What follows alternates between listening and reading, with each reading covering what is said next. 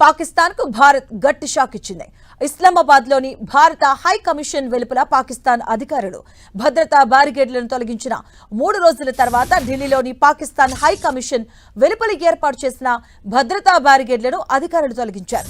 జమ్మూ కాశ్మీర్ పై America ప్రతినిధి చేసిన వ్యాఖ్యలపై పాకిస్తాన్ అభ్యంతరాన్ని వ్యక్తం చేసిన మరుసటి రోజే ఈ పరిణామం చోటు చేసుకుంది.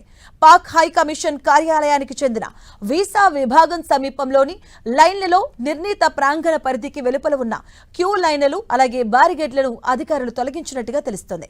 పాకిస్తాన్ హై కమిషన్ వెలుపల తొలగించిన బారికేడ్లు, దెబ్బతిన్న గోడల సమీపంలో భద్రతా సిబ్బంది ఉన్న దృశ్యాలు వెలుగులోకి వచ్చాయి. ఇక ఇటీవల అమెరికా ప్రతినిధి జమ్మూ కాశ్మీర్ను భారత్లో అంతర్భాగంగా పేర్కొనడంపై పాకిస్తాన్ తీవ్ర నిరసన తెలిపింది. ఇస్లామాబాద్లోని అమెరికా రాయబార కార్యాలయ ప్రతినిధి నటాలీ బేకర్కు సమన్లు జారీ చేసి తీవ్ర అసంతృప్తిని వ్యక్తం చేసింది. కశ్మీర్ అంశం భారత్ పాకిస్తాన్ ద్వైపాక్షికంగా పరిష్కరించుకోవాల్సిన విషయమని అమెరికా స్పష్టం చేయగా, మూడో పక్షం జోక్యానికి భారత్ ఎప్పటి నుంచో వ్యతిరేకిస్తుంది. ఇక ఇస్లామాబాద్ లోని భారత హై కమిషన్ వెలుపల పాకిస్తాన్ అధికారులు భద్రతా బారిగేడ్లను తొలగించిన 3 రోజుల తర్వాత భారత్ ఈ చర్య తీసుకోవడం ప్రాధాన్యత సంతరించుకుంది. దీంతో ఇరు దేశాల మధ్య ఇది పరస్పర చర్యగా టిట్ ఫర్ టాట్ పరిణామంగా కనిపిస్తుంది. భారత్ పాకిస్తాన్ మధ్య ఇప్పటికే దౌత్య సంబంధాలు ఉద్రిక్తంగా ఉన్నాయి.